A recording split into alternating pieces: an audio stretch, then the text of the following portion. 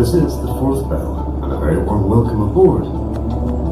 We are now about to set sail and embark on our unique voyage of discovery on this river that we call the Firth of Forth. The fourth bell is more than well equipped to deal with any eventuality whilst at sea. However, for your comfort and safety, please now listen carefully to the following safety announcement. In the very unlikely event of an emergency, you will hear 7 long blasts from the ship's horn. Simply return to your seats and remain calm. Wait then for any further instructions to be given. That's 7 long blasts of the ship's horn. Return to your seats and wait on further instructions.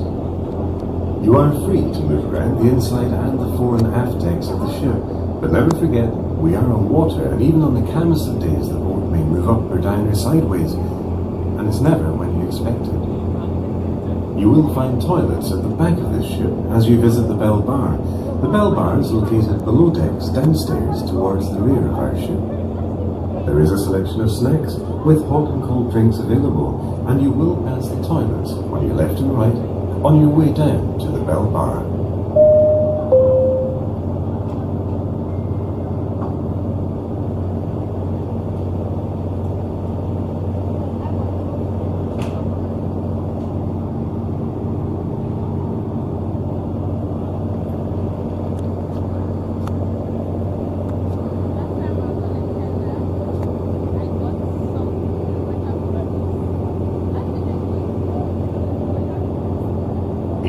Before the rail bridge in 1806, there were excavations done in an attempt to build a tunnel underneath the river to make a crossing.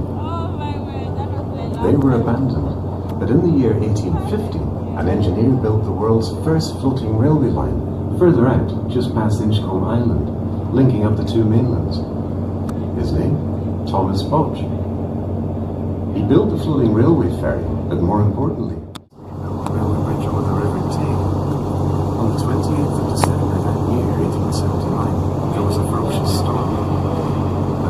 steam train was going over the Tay Bridge. The bridge collapsed. The train fell into the river.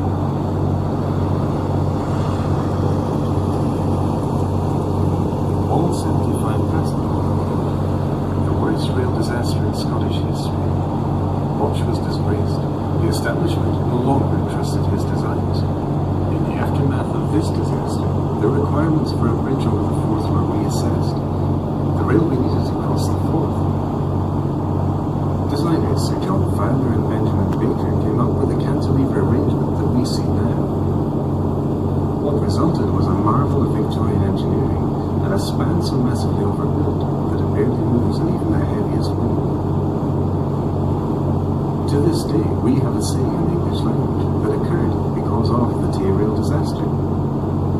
If you make a bad job of something, you would say, "I've made a right quality of that, a botched job."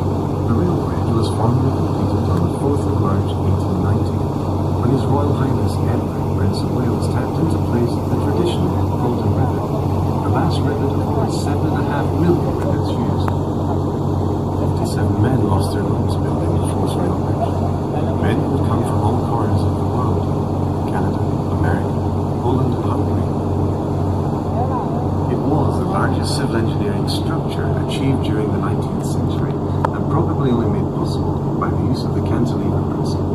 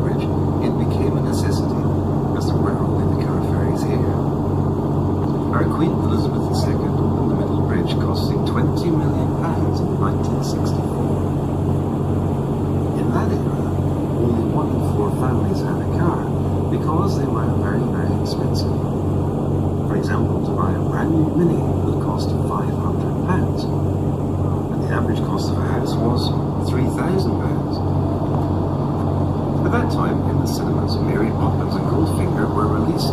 Colour television made its first debut, and the smiley face was invented. That's all in 1964. Putting things into perspective. This road bridge, when it opened, was record-breaking. It was the largest in the world outside of the United States. Two giant cables holding everything up. They reached buried in concrete 60 metres into the land, either side. Inside each cable are 11,000 much smaller high tensile steel cables that were all wound together. Now that's a technology that was first pioneered in the USA on the Brooklyn Bridge. It's old technology. It dates back to the 1870s. And that's also the method they used on the Cobbled Bridge in San Francisco. It's fair to say that the Forth Road Bridge does have its problems now. So, public transport only. It's all light duties. You see, the engineers of the 1950s, they simply had no comprehension of how many cars would be on the roads today, or how heavy the lorries of today will be as well.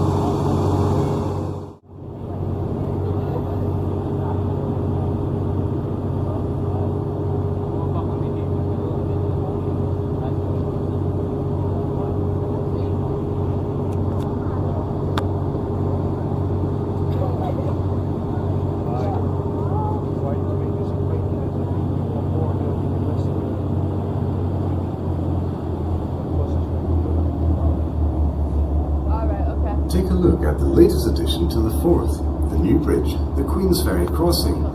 The government invested £1.35 billion into this project, purely because the existing Forth Road Bridge is not coping too well these days, both in health and with modern day traffic volumes.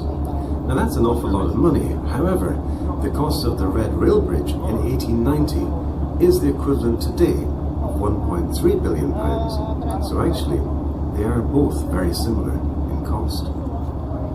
This new bridge is 2.7 kilometres long, just marginally longer than the old bridge.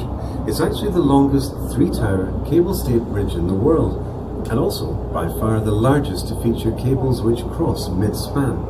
This innovative design provides extra strength and stiffness, allowing the towers and the deck to be more slender and elegant. And I'm sure you'll agree that the QueensFerry crossing is a rather attractive bridge. However, within that design is 23,000 miles of cabling, and that's enough to wrap around the moon 3.5 times, and very nearly enough to span the circumference of the Earth. Just the steel used for the bridge deck weighs a total of 35,000 tons. That's the equivalent weight of 80 Boeing 747s. The new bridge is taller than the old road bridge at 683 feet above the high tide, and that's equivalent to 22 London buses stacked end to end. This bridge has windshielding, so it shouldn't have to close at all due to weather, and even more important, this bridge features a dehumidification system to reduce moisture that causes corrosion. Now that's a valuable lesson learned from the failure of the cables on the old bridge.